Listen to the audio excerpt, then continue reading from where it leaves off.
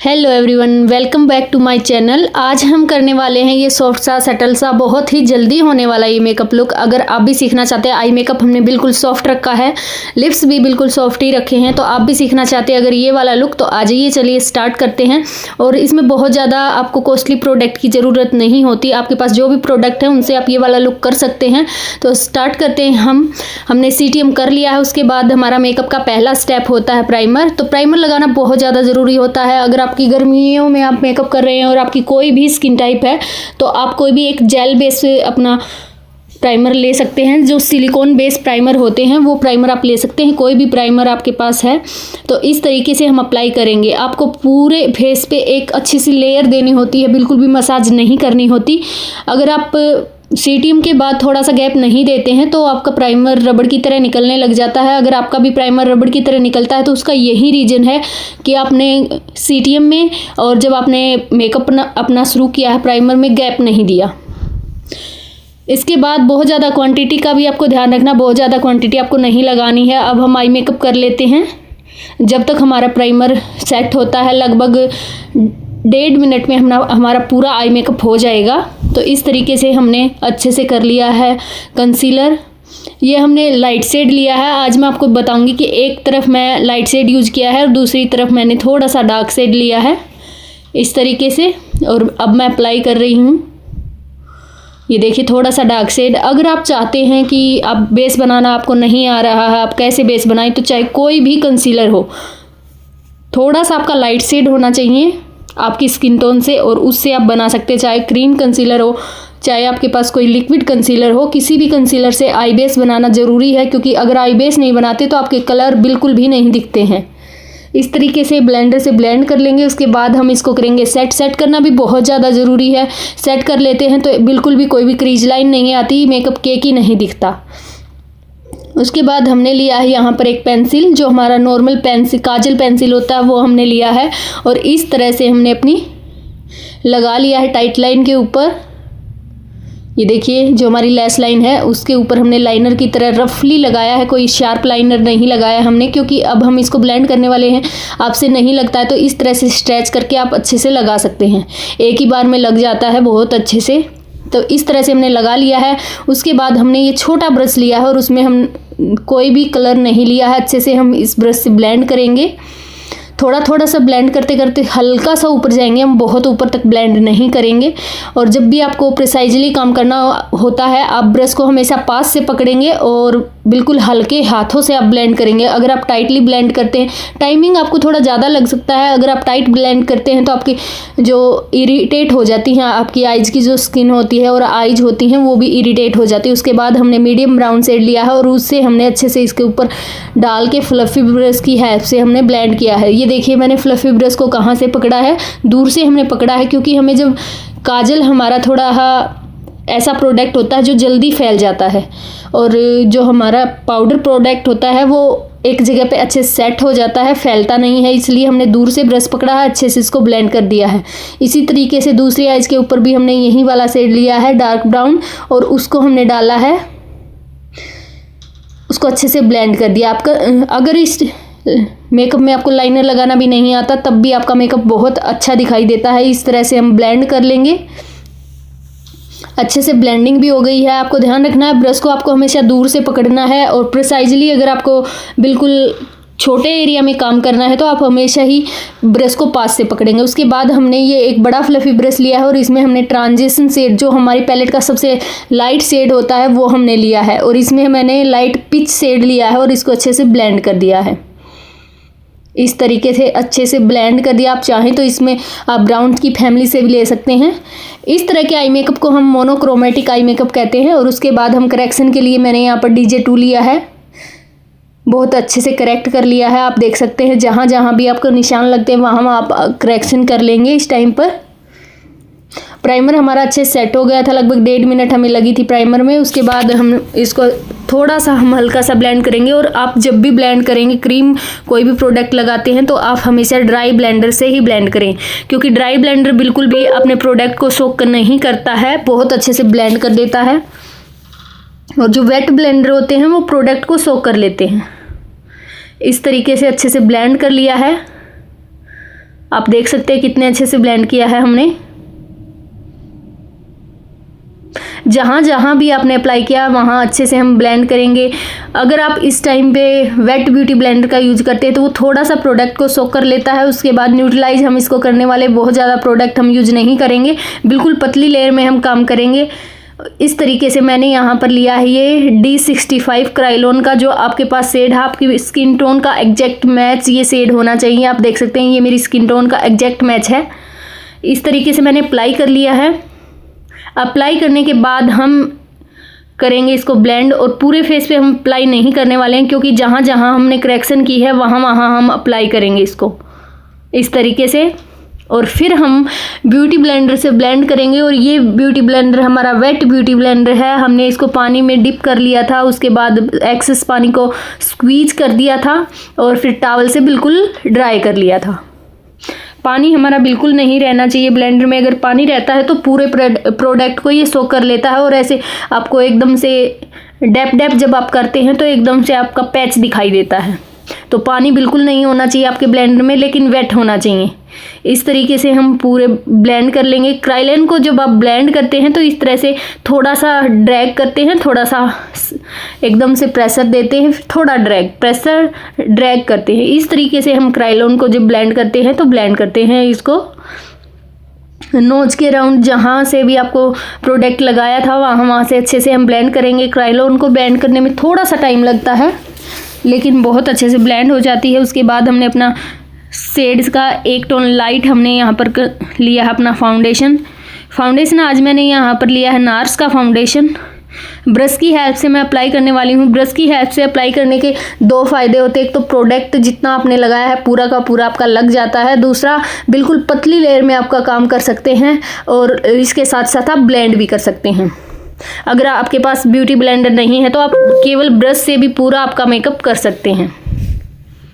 इस तरीके से हमने पूरे फेस पे अच्छे से अप्लाई कर लिया है अपना फाउंडेशन। बहुत पतली लेयर हमने यूज की है, और जब भी आप अपनी स्किन के अकॉर्डिंग कर सकते हैं, लेकिन अभी गर्मियां हैं तब भी मैंने ये नार्स का फाउंडेशन अप्लाई किया है, और लगभग 10 से 12 घंटे तक आपका मेकअप कहीं नहीं जाता है। लेकिन आपको इस बात का ध्यान रखना है, जब भी आप मेकअप करते हैं तो आपका CTM अच्छा होना चाहिए। अगर CTM आपका अच्छा है तो आपका मेकअप बिल्कुल लॉन्ग टाइम तक स्टे करता है और बहुत ही अच्छा निकल के आता है। नेक को आप हमेशा कवर करेंगे, कभी भी नेक को अवॉइड नहीं करेंगे, क्योंकि अगर आप फेस पे मेकअप कर देते हैं, नेक को अवॉइड करते हैं तो बिल्कुल भी अच्छा नहीं लगता, बहुत अलग सा ड्रामेटिक सा आपको लगता है। इस तरीके से अच्छे से ब्लेंड करेंगे हम। नेक को भी हमने कर लिया है ब्लेंड अच्छे से। उसके बाद हम पूरे फेस को भी अच्छे से ब्लेंड करेंगे इस तरीके से डैबिंग मोशन में। प्रेशर आपका बिल्कुल नहीं होना चाहिए जब आप फाउंडेशन को ब्लेंड करेंगे। अगर इस टाइम पे आप ड्रैगिंग मोशन में या फिर प्रेस करके ब्लेंड करते हैं तो जिन नीचे आपने कलर करेक्शन की है वो सारा प्रोडक्ट आपका उठ के आ जाता है ब्लेंडर के साथ। तो इस तरीके से हल्के हाथों से आपको ब्लेंड करना है। अब हम यूज़ करने वाले क्रीम ब्लश।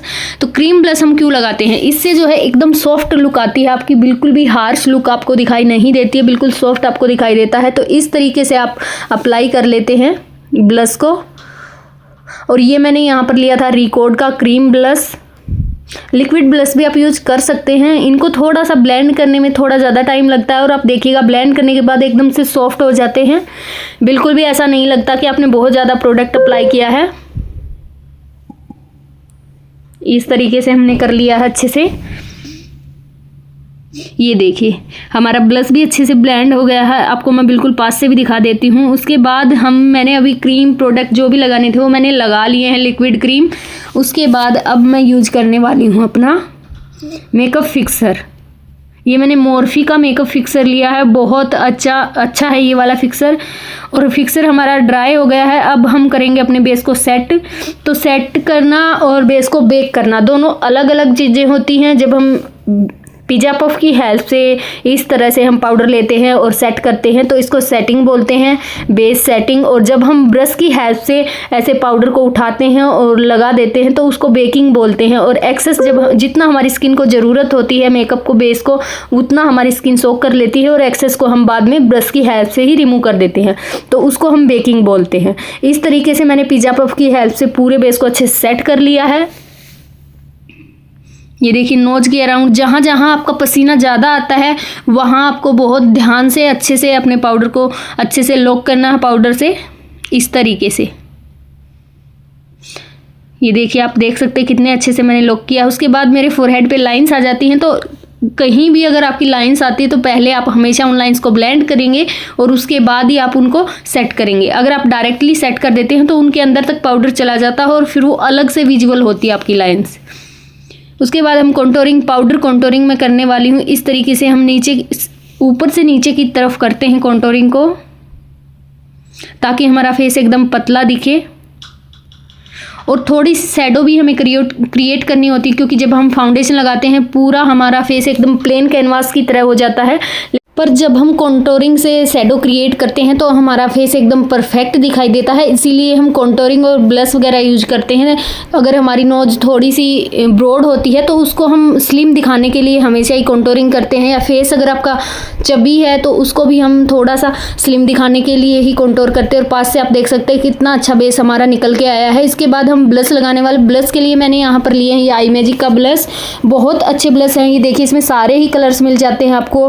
कूल अंडरटोन के लिए, वॉर्म के लिए, मीडियम अंडरटोन जो न्यूट्रल अंडरटोन होती है उसके लिए, सबके लिए आपको इसमें ब्लश मिल जाते हैं। एक ऐसी पैलेट है जिसमें सारे ही कलर्स आपको मिल जाते हैं और बहुत ही अफोर्डेबल में ये वाली पैलेट आती है, आप ले सकते हैं। इस तरह से हमने अप्लाई कर लिया है ब्लश। तो जब भी आप क्रीम या जो भी लिक्विड ब्लश लगाते हैं तो उसके बाद आपको हमेशा ही यूज करना होता है एक पाउडर, अच्छा सा पाउडर ब्लश, ताकि वो एकदम इंस्टेंट आपको दिखाई दे। नहीं तो इसकी पिगमेंट दिखाई नहीं देते हैं। अगर आप केवल छोड़ देते हैं ऐसे ही तो उसके पिगमेंट अच्छे से दिखाई नहीं देते। उसके बाद हम काजल अप्लाई कर रहे हैं। ये मैंने ली है यहाँ पर कलर क्वीन की काजल, बहुत अच्छी काजल है, एकदम वाटर प्रूफ, टीयर प्रूफ भी आप इसको बोल सकते हैं। बहुत अच्छी काजल है, ये आप ले सकते हैं। इस तरह से हमने हल्का सा ब्राउन शैडो लिया है और इस तरह से ब्लेंड कर दिया है इस ब्रश की हेल्प से ही। थोड़ा थोड़ा हल्के हाथों से हम पेंसिल ब्रश की हेल्प से इस ब्रश को हम हमेशा ही दूर से पकड़ते हैं इस तरह से, ताकि एकदम कम प्रेशर हमारा आए। और इस तरह हम ब्लेंड कर देंगे। लोअर लैश लाइन पर काम करना भी बहुत ज़्यादा ज़रूरी होता है। अगर आप लोअर लैश लाइन पर काम नहीं करते हैं तो बिल्कुल भी अच्छा नहीं दिखता है आपका मेकअप। इस तरह से हमने अच्छे से ब्लेंड कर लिया है। लोअर लैश लाइन भी हमारी हो गई है। इसके बाद हम करने वाले हैं अपना मस्कारा। मस्कारा के लिए हमने यहाँ पर लिया है लॉरियल का मस्कारा। अगर आप लैसेस नहीं लगाते हैं, आपको पसंद नहीं है फेक लैसेस लगाना, तो आप हमेशा ही 3 से 4 कोटिंग मस्कारा की करें, एकदम से आपकी लैसेस में वॉल्यूम आ जाती है। और ये हमारा जो मस्कारा है ये एकदम वॉल्यूम आ जाती है इससे आई लैसेस में। मैंने यहाँ पर 3 कोटिंग इसकी अप्लाई की हैं, आप देख सकते हैं। लोअर लैश लाइन पर भी हमने मस्कारा अप्लाई किया है, जो लोअर लैसेज हैं, क्योंकि लोअर लैश पर भी बहुत अच्छे से मस्कारा लगाना बहुत ज़्यादा ज़रूरी है। अगर नहीं लगाते हैं तो बिल्कुल हल्की हमारी होती है लोअर जो लैश होती हैं वो, और बिल्कुल भी दिखाई नहीं देती। उसके बाद हम लिपस्टिक लगाने वाले। लिपस्टिक के लिए सबसे पहले मैंने यहाँ पर प्राइमर लिया है कलर बार का। उसके बाद मैंने यहाँ पर लगाया है अपना लिप लाइनर। लिप लाइनर ये मार्स का लिप लाइनर है। मार्स के लिप लाइनर बहुत अच्छे हैं। अगर आप अफोर्डेबल में कोई लिप लाइनर देख रहे हैं तो आप स्विस ब्यूटी या मार्स के, इन दोनों में से कोई भी लिप लाइनर ले सकते हैं। इस तरह से अच्छे से परफेक्ट हमने लगा लिया है लिप लाइनर। उसके बाद हम फिल करेंगे अपनी लिपस्टिक। और एक बार हमें इस तरह से, अगर आप न्यूड शेड लगाने वाले हैं तो अंदर से आप एक बार फिंगर की हेल्प से या ब्रश की हेल्प से थोड़ा सा ब्लेंड कर लेते हैं तो लुक एकदम से अच्छा निकल के आता है आपका। उसके बाद हम अप्लाई करेंगे अपनी लिपस्टिक। लिपस्टिक के लिए मैंने यहाँ पर अप्लाई की है लव अर्थ की लिपस्टिक। बहुत अच्छी लिपस्टिक हैं, लॉन्ग टाइम तक स्टे करती हैं, और अगर आप कुछ खाते पीते हैं तब भी ये ट्रांसफ़र नहीं होती है। उसके बाद हम करने वाले हैं अपना आईब्रो को सबसे पहले हम हमेशा स्पूली से कॉम करते हैं। इसका स्पूली से हम कॉम क्यों करते हैं, ताकि जो हमने प्रोडक्ट लगाया अपने फेस पे, फाउंडेशन वगैरह, थोड़ा बहुत हमारी चला जाता है हमारी आईब्रो में, उसको हम रिमूव करते हैं स्पूली की हेल्प से। और उसके बाद हम अच्छे से इसको सेट करते हैं। कभी भी आपको डार्क जो हमारा शेड होता है ब्लैक शेड, उससे आपको कभी भी आईब्रो को सेट नहीं फील नहीं करना है। अगर उससे आप फील कर देते हैं तो एकदम से ड्रामेटिक सी आपकी आईब्रो लगती हैं। आप हमेशा डार्क ब्राउन या लाइट ब्राउन की तरफ, वो आपकी शेड के अकॉर्डिंग आप जाते हैं। उसके बाद हमने अप्लाई किया अपना हाइलाइटर बहुत अच्छे से। ये हमने हाइलाइटर लिया है बेका का champagne shades max box highlighter. बहुत अच्छा हाइलाइटर है, एकदम से सॉफ्ट सा लुक ये देता है। बिल्कुल भी ऐसा चंकी इसके पार्टिकल नहीं है, बिल्कुल बारीक इसके पार्टिकल हैं। तो इस तरह से हम अप्लाई कर लेंगे। और उसके बाद हमने किया है फिक्सर। और देख सकते हैं आप कहाँ कहाँ मैंने अप्लाई किया है। हर फेस के हिसाब से होता है। अगर आपका फेस राउंड है तो उसके अकॉर्डिंग अलग तरीके से हम हाइलाइटर अप्लाई करते हैं। अगर आपका फेस एकदम ओवल शेप है तो उसमें हम अलग तरीके से अप्लाई करते हैं। ये देखिए, आप लुक देख सकते हैं कितना अच्छा हमारा लुक निकल के आया है। अगर आप भी इस तरह के वीडियोस देखना चाहते हैं तो हमारे चैनल को सब्सक्राइब करें और वीडियोस को लाइक करें, कमेंट करके बताएं कि आपको हमारी वीडियोस कैसी लगती है।